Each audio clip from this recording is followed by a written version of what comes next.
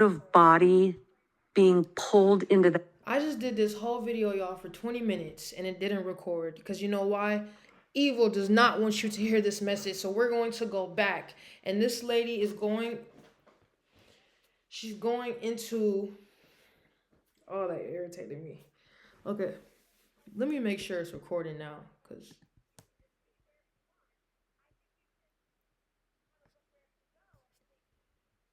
Okay, we're just gonna redo it. She talks about, sleep paralysis and what she studied about sleep paralysis, y'all. Ugh. If you're paying too much for your car insurance, here are 3. Yeah, what? Change in retrospect, because there was no phrase sleep paralysis in the 70s or the 80s. I don't think that really came. So right now she's talking about how back in the day, sleep paralysis has been happening since the beginning of time. But see, now we're in the modern times. There's a word for it. It's called sleep paralysis. Science says it's just when your body goes to sleep, and no, but it's a whole covert spiritual process going on within this. Y'all go ahead and watch this segment of the video. Like I said, I recorded this for y'all already. It did not record none of the video, but we're going to do it again because nothing is going to stop this message from getting out to the people. That phrase did not exist. It's fairly new. The first time I heard it was about 2001, 2003. That was the first time I heard it. So how would a 4-year-old in the 1970s explain this when Christians really didn't talk about it? Nobody talked about it. There wasn't a word for it. But at 4 years old, I was able to articulate to my mom, I had another one of those dreams last night. I differentiated them in my mind, and I would tell her, I don't know if I'm awake or asleep because I can see my room. I can see my teddy bear. And I would always say, I'm always wearing the same pair of pajamas that I'm really wearing. Like, what 4-year-old notices this kind of stuff, right? But, and it's not that my mom didn't take it seriously. And fortunately, what she did is she told me, when you're scared, you call on Jesus. And I did. All right. And it worked. Wow. Okay. She was about right. But what was unusual is these sleep paralysis episodes would happen like 2 or 3 nights in a row. And then they'd go away for a week or two, come back, go away for a month, come back. This occurred on a regular basis until I was 25 years old. Okay, so like I said, so I just wonder if it happens at that time a lot for people like 25, 24, in that mid 20-year-old range. Why are they trying to attack at that time? Because that is the time where your brain is developing the most. That's just one of my theories that I had. And I felt like it went away for a while, but now I understand that there's aspects of sleep paralysis that are connected. So even though I wasn't having the waking up in the bed feeling pressed down, the lucid dreaming, the mall world simulation. What is lucid dreaming? So lucid dreaming, I just want everyone to put your new age definitions aside for 1 minute. This is the actual neurological definition.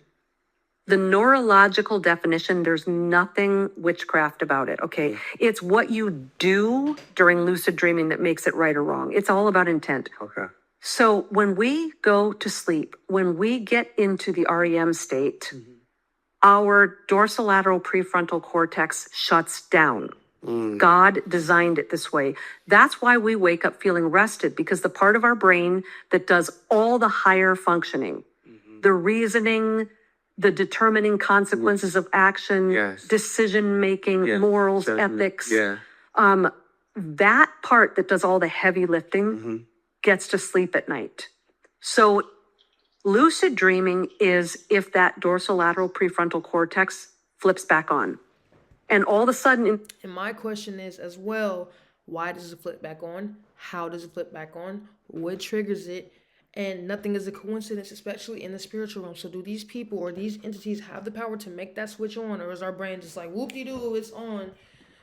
Dream state, you might not be aware, I am asleep, I am dreaming, but you're lucid in that all of a sudden you have full access to your mind and your thoughts, your higher reasoning functions, your morals, your ethics, your worldview, your sense of humor, your personality. And so you might not realize it until you wake up. But when you're lucid, you'll be in dreams and you'll be evaluating things like, wait, you're kind of sketchy. You'll be able to observe that. Yeah, and someone will be like, here, drink this. You're like, I ain't drinking that. But Yeah. that's because you have that capability. And one of the ways you can tell the difference between a lucid dream or an astral abduction scenario, because they're not always bad dreams. Sometimes they're just sketchy or they're just weird, like you're lost in the mall or whatever. But you will wake up exhausted because you didn't really sleep. You will wake up paranoid. You'll wake up anxious and it'll linger. Something feels very real about it. It's like you have a Like drink. when I was fasting. Let me say it again. When I was fasting, okay, I took a nap. I had in the goddamn nap, I was eating like I never ate it on the planet or any other dream. I was eating tacos. I was just nom nom nom nom nom nom nom. And I woke up and I'm like, damn, I broke my fast. I feel like I really broke my fast. I felt guilt. I felt shame. I felt all that. But then in reality, I didn't really do anything. So why in my dream was I not able to control? Why am I not aware? Who is this other side of me that's just doing whatever it feels in my dream? That maybe you did something in your dream that you would never do in real life. Real life. Maybe you hurt someone or you hurt a child or you hurt an animal. Maybe you're doing something sexual that it's a line you wouldn't cross. Wouldn't cross a reality. And so you wake up and instead of going like, oh, it's just a dream, you feel the weight of guilt and shame. And when you hand it over the Lord and repent, it lifts. Because people don't want to admit this. You really were participating in something there. You're just out of your body. Wait. What? And how do you control that? This is why the church has to get up to speed with sleep paralysis, because it's not just a demon was in my room, or I played with the Ouija board when I was in high school, or I'm just stressed out, or the demons are attacking me because I have a target on my back because I'm such a great Christian. That's the thing. That's the thing. And I think I always kind of bring that up. The reason why. And I also want to show you a part where she said it was going for specific people. You've just ramped it up. No way. Thank God I never saw anything. Now, granted, when I woke up from these things, I kept my eyes super tight. I was not going to open my eyes because I was so afraid I was going to see something. Yeah. As far as I know, I don't think I ever saw anything like in the bedroom. Like I didn't,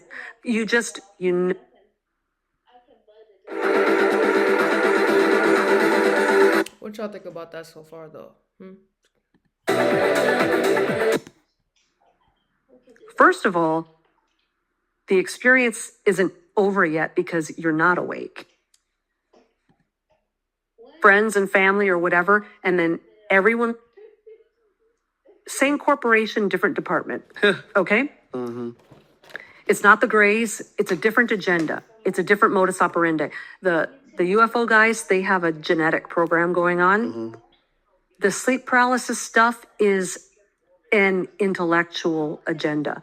We don't want your body or your genetics. We want your brain. We want your articulation. We want your gifts. We want your artistic abilities. You are going to be an influencer. You are going to be groomed during these astral experiences, and you are going to be enlightened. You are going to be a chosen one, special, and then you are going to use whatever gifts you have, art, music, literature, science, medicine. You are going to let everyone know that the real gospel is these fallen angels, these Psalm 82 lowercase g gods. We're the real gods. It is a luring away.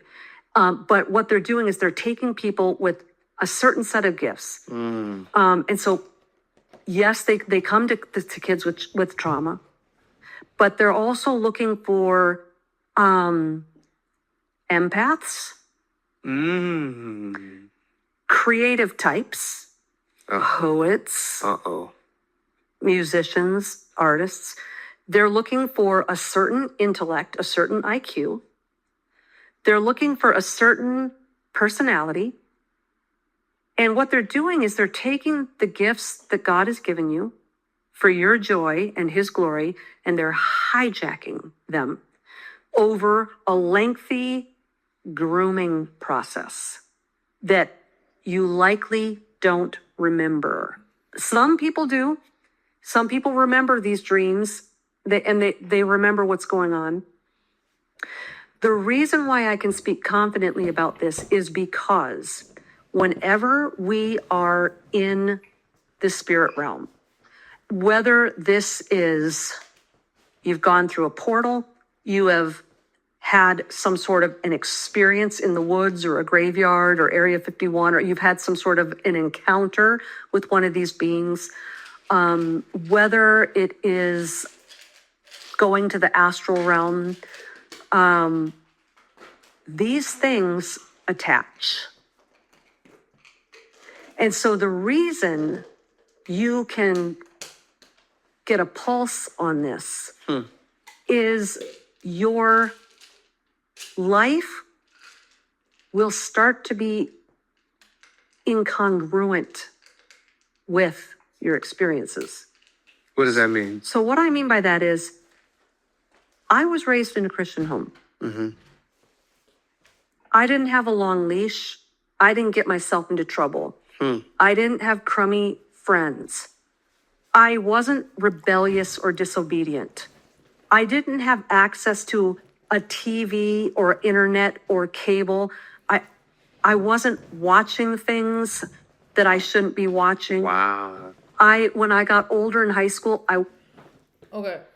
So what she's saying is, a lot of people who are young and who are falling into the New Age movement are having dreams that they are meeting these entities, which the entities that they are meeting are, this is what I interpreted from what she said. The entities that she is meeting are not always, well, obviously not at all healthy or good, but they are being forced upon you about these with these elite programs. It's just like when it came out with MK Ultra back in the 60s and 50s, and they were doing these mind control experiences. Now they can come into your dreams, and you'll be having this spiritual experience, but the whole time it's a demon playing a role. That's what I interpret. wasn't partying, I wasn't drinking, I wasn't smoking. Wow. I wasn't sleeping around, I wasn't lying to my parents or keeping things from them. I was a good kid. I loved Jesus. I read my Bible. By the way, I just took my multivitamins, y'all. I don't pop no Percocets. I don't do no Xans. I don't do none of that. So don't you ever try to come for me. I wrote poetry, like hymns. But my life, my emotions, my mind, my thoughts, my fears, I had all of the same effects in my life as my non-Christian promiscuous friends. And I used to ask my mom in tears, Mom, I'm doing the formula, okay? I'm going to church. And this is for people, right? This is for the people who's thinking, oh, I'm doing everything right. I never been in the streets. I never did certain things that like what she said other people are doing. I know people who like act like that, bro. Here we go. I'm reading my Bible and I'm journaling and I'm playing songs on my guitar and singing the hymns, and I've got Christian friends and I'm not doing this and that. how come I'm as miserable and anxious? How come my self-esteem is in the toilet? How come I have no joy? And my mom would always say, I don't know. And so I just thought, this must be the fight of faith. This must just be, we're in fallen flesh, and this is just the fight of faith. And I told myself that for many years until I realized What is it? there were attachments forming in this dream world that I never rebuked because I didn't know about them. Okay. I had to stop it right there. Hold on. These are Watching this a second time, like I said, I just want to show you guys this. I'm interpreting it in a more, I'm understanding now what she's saying. At first, I thought I understood, but now I'm understanding what she's saying. Whether you're living the life of a drug dealer, a hoe, or a prostitute, or a good kid, you are still going to be attacked. It's just going to show up in different ways. So, whatever you're dealing with in the dream state, you must get that out of you and pray that off you. That's crazy. I never heard that before. That Christians want to have cognitive dissonance, like this woman's crazy, this is nuts, this is stupid. But let me tell you something. Like you said, most people have had this happen to them once or twice. Yes. And let me tell some of the older people out there, if you have children or grandchildren, they don't think I'm crazy. Because they're the ones on TikTok being told to drink half a bottle of Benadryl so they can see the Hat Man, right? They're the one, they know.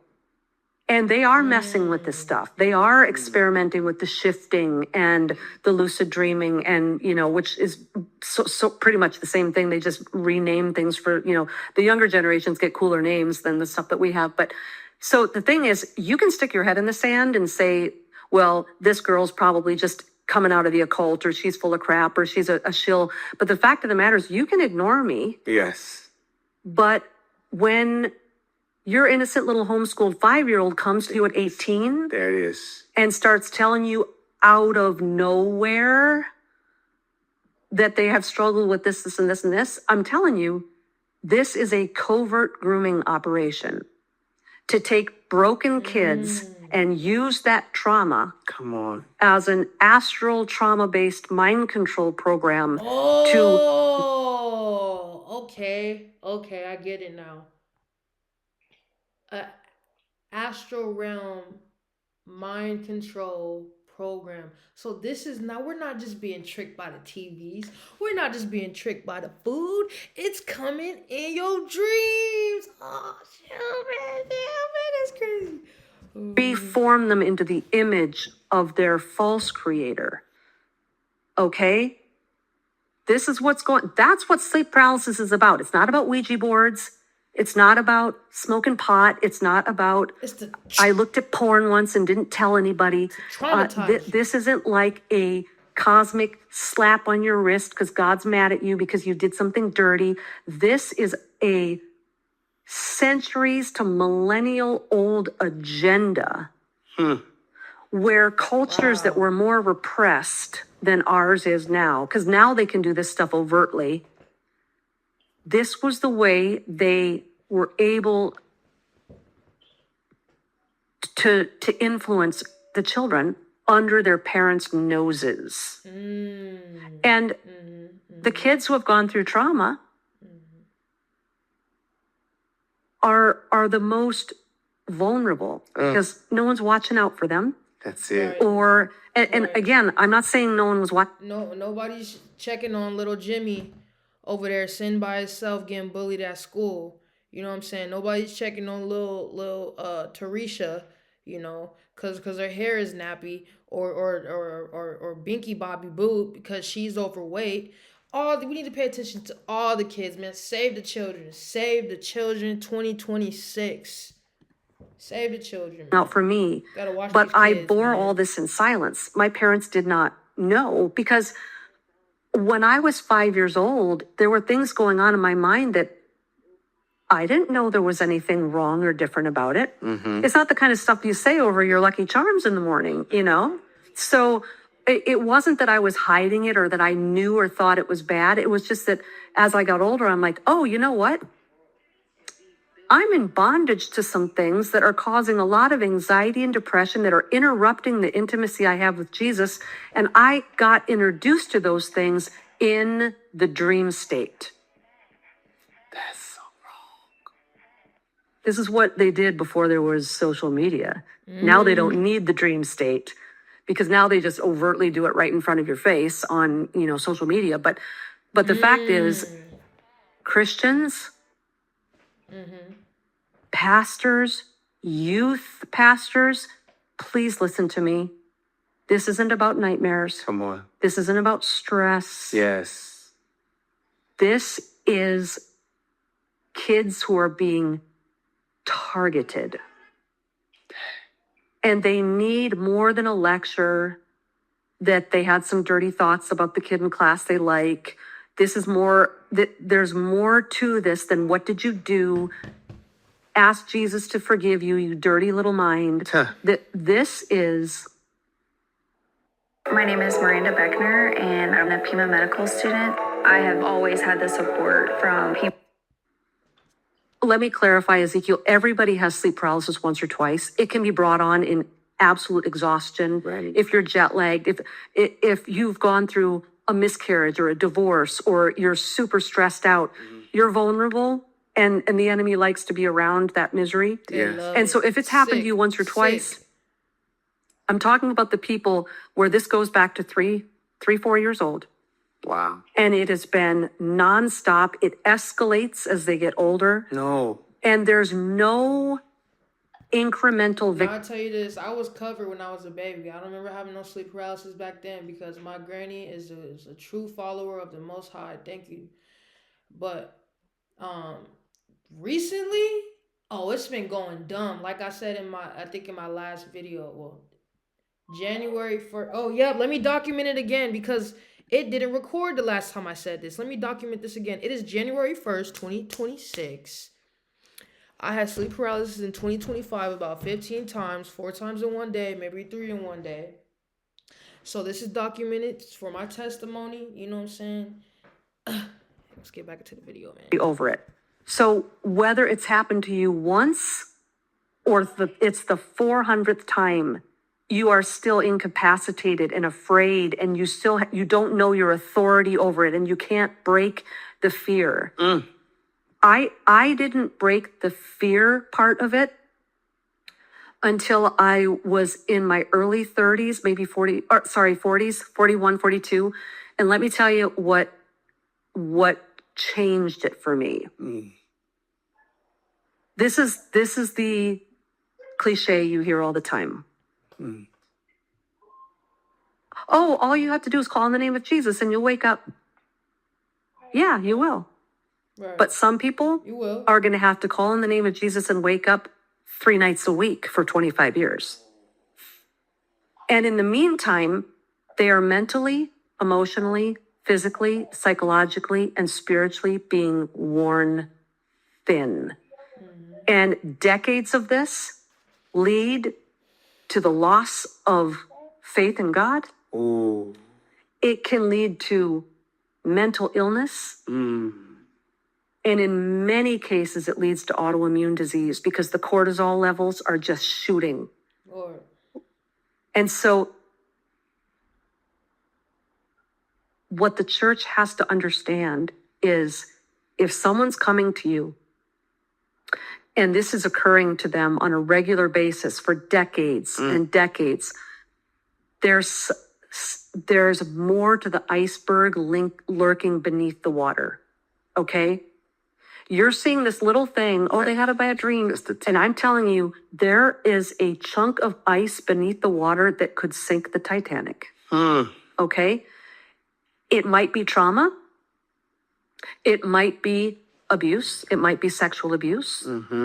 It might be... My mind is just blown because I didn't hear it like this when I first seen it. I didn't understand it.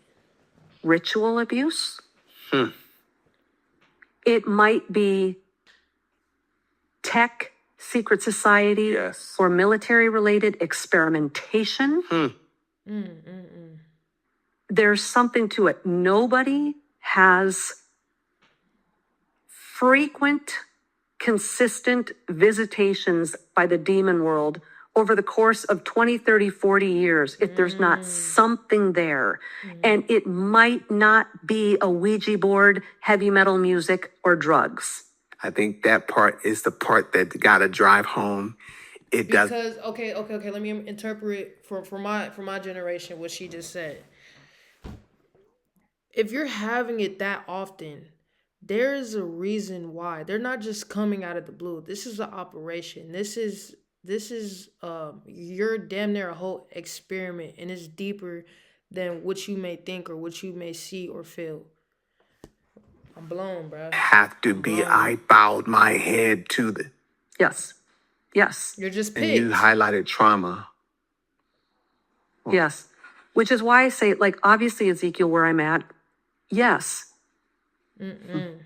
They can't have me. Jesus Christ I ain't going is out not like just that, the one who's bro. going to wake you up. He's the one that's going to rescue you. He's the one that's going to heal you, right?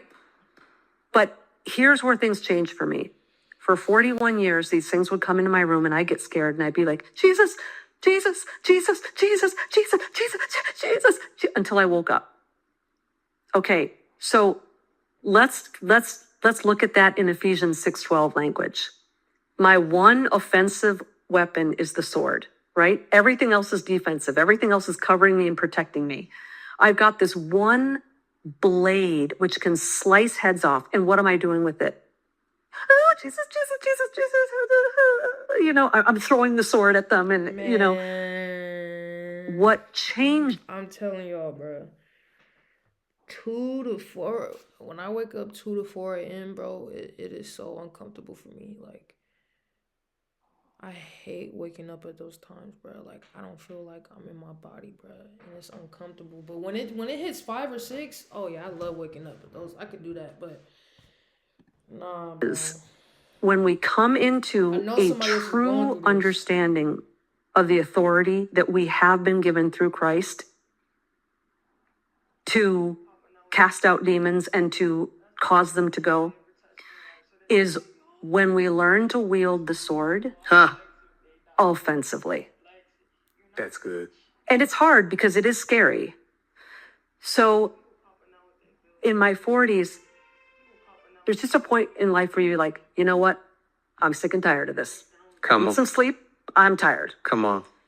And what happened was one night, this thing came to me in my 40s, and it was at my door. I could sense it. And I said, in the name of Jesus, get out.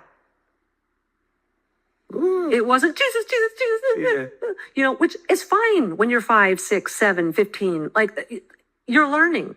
You're learning, just like in real battle, you got to learn how to wield that sword.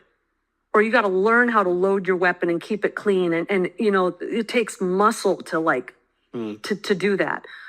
So you're learning to wield that sword. But by the time you're in your 40s and 50s, you should have figured out how to slay some giants at that point, right? So after a few times of my saying like, no, because I knew my authority at that point. And at that point, they didn't bother me anymore. But I will tell you Yes. that if there are open doors, Come on. or there are legal loopholes that these demons have access to you. And again, it might not be your sin. It could be ancestral. It could be bloodline. Grandpa's the Mason, did a ritual over the family bloodline, whatever. There's other things. I haven't been to the grocery store in months because this delivery service offers hundreds of high-quality, non-GMO groceries and recipes that help me feel my best.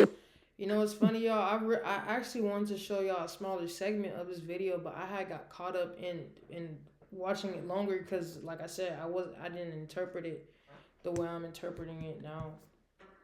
At that point, what we have to realize is once the sleep paralysis goes away, if they still have the legal loophole, Yes. they're going to find another access point, and it might not have anything to do with sleep paralysis, dreams, paranormal activity. So you think I schnockered it, and then you don't realize that your marriage falling apart is it's the plan B. And so then they catch you off guard. So just understand that once you best them, they've had access to you for decades unchallenged. Once you best them, if they still have a legal right, they will find another opportunity. Is important. Yes. What you're saying right now is important. So it's not always just a sin here or there. It could be a myriad of things, could be trauma, could be something ancestral, something. And two, even if you take care of the demons in one capacity, as long as there's some legal rights somewhere else, they can still try to take advantage of that. One more time as to their goal. You said it is to form us into their image. What does that Yeah. mean? So basically, look at what's going on in the world right now. It doesn't even have to be sleep paralysis. Look at the result of social media, the education system, everything that a kid has to deal with these days. The result is identity confusion. And I'm not just talking gender stuff. I'm talking, what do all of us do from about 11 years old to 19? Who am I? What group in school am I? Alright, yeah. If y'all want to go watch that whole video, man, check out the whole video.